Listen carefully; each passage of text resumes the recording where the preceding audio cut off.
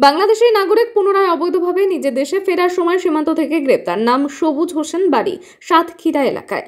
গতকাল রাতে বিথারি সীমান্ত থেকে অবৈধভাবে পার হওয়ার সময় বিএসএফ এর হাতে ধরা পড়ে সবুজ হোসেন। জিজ্ঞাসাবাদে সে স্বীকার করে গত 2 বছর আগে অবৈধভাবে সীমান্ত পার হয়ে ভারতে এসে ভারতের বিভিন্ন রাজ্যে নাম বদলিয়ে বসবাস করত।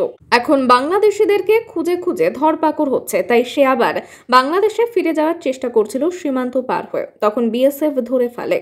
স্বরূপনগর থানার পুলিশ তাকে আজ বসিরহাট মহকুমা আদালতে তুলবে।